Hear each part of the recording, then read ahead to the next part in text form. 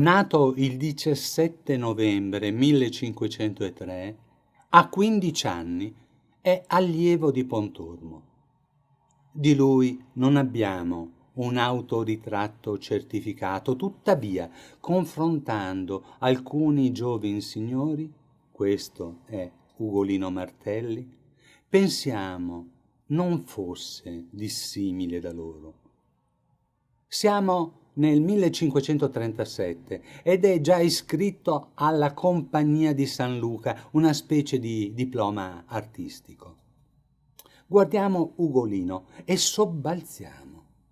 Dove sono i colori allucinanti del Pontormo, l'agitazione di rosso fiorentino? Cos'è questa pacatezza nordica?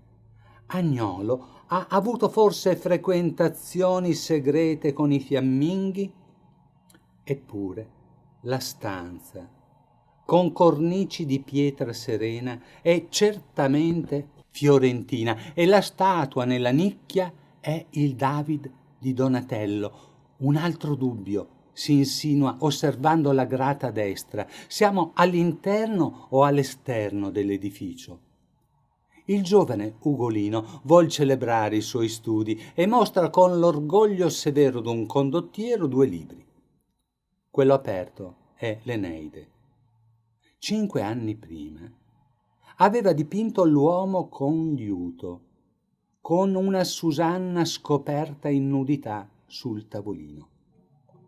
Procedendo a ritroso, percepiamo la spigolosità del manierista, nel volto corrugato, per metà in penombra, lo sguardo aquilino. L'ombra sulla spalliera dello scranno allarga la prospettiva e l'opera ha il punto focale sulla guancia illuminata dell'ignoto committente. Nello stesso anno immortalò Guidobaldo della Rovere. Deve aver sudato 7 tornei per restar per ore avvolto nella ferrea armatura, tanto da doversi togliere l'elmo anzitempo. Siamo davanti a un capolavoro, c'è poco da scherzare. Osservate lo snodo aperto del gomito suo destro, da cui esce un drappo rosato, e le gambe inguainate in arancio decorato d'oro. Il buffo pompon forse serve a tener sollevata la corazza, proteggendo il vigor maschile. Ma è la testa del levriero che ci affascina, il naso umido, i baffi sottili, la mitezza sotto la carezza, ma giocando con poche ombreggiature, Bronzino ci fa intuire la forza assente nel cagnetto in grembo alla dama in rosso.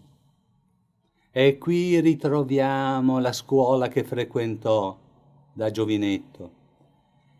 Che sia seduta fuori di nicchia non vi è dubbio, tuttavia pare affrescata dentro.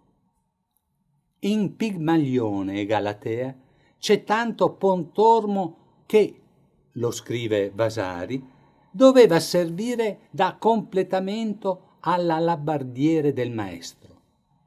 Noi preferiamo associare l'opera ai colori ed ai volti della Deposizione in Santa Felicita a Firenze che descrivemmo narrando di Pontormo, anche perché tra il 1525 ed il 28 Bronzino fu incaricato dal 20enne Cosimo ad affrescare la cappella di Leonora da Toledo in Palazzo Vecchio a Firenze. Eliminiamo gli angeli con i simboli del martirio necessari a riempire lo spazio ed osserviamo, affiancando la deposizione del maestro, cercando le affinità e le differenze. Sostituisce Maddalena con Maria, la prima più sorpresa che afflitta. È troppo azzimata. Forse era intenzione del Bronzino porre Eleonora, promessa sposa di Cosimo, e figlia del viceré di Napoli.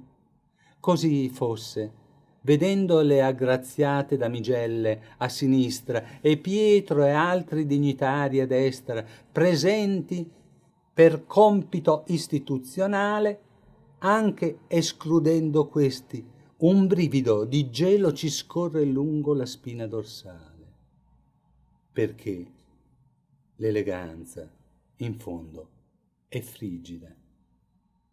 Agnolo sa far di meglio, non con la perfetta Eleonora, con il figlio Giovanni, quadro prezioso quanto silente, né con la poetessa Laura Battiferri, elegante sotto il velo che racchiude il profilo in un albeo frigido, semmai in Lucrezia Panciaticchi, su cui non ci soffermiamo in galanti complimenti, temendo la reazione del marito Bartolomeo dalla barba biforcuta.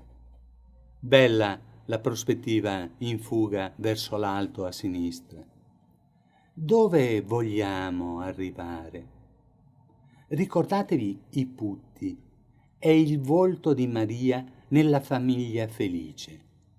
Osservate il bimbo che sta lanciando rose e quest'altro dettaglio tratto dalla discesa al limbo, invero una festa di libertà. Manca solo Bacco ed il vino, poiché vogliamo scoprire la nuda verità, non questa, per carità, bensì quella allegorica, che il tempo, strappando la tela, rivela, per la disperazione degli umani a sinistra. Tolta ogni maschera, le vediamo in fondo a destra, quel che resta di tanti piaceri ripetuti, quanto si voglia, è una manciata di terra nera che l'ambigua ragazzina dagli arti superiori contorti regge. Un memento mori, mentre ancora sode la voce di Lorenzo dei Medici. Quanta è bella giovinezza che si fugge tuttavia. Chi vuol esser lieto sia, di doman non v'è certezza.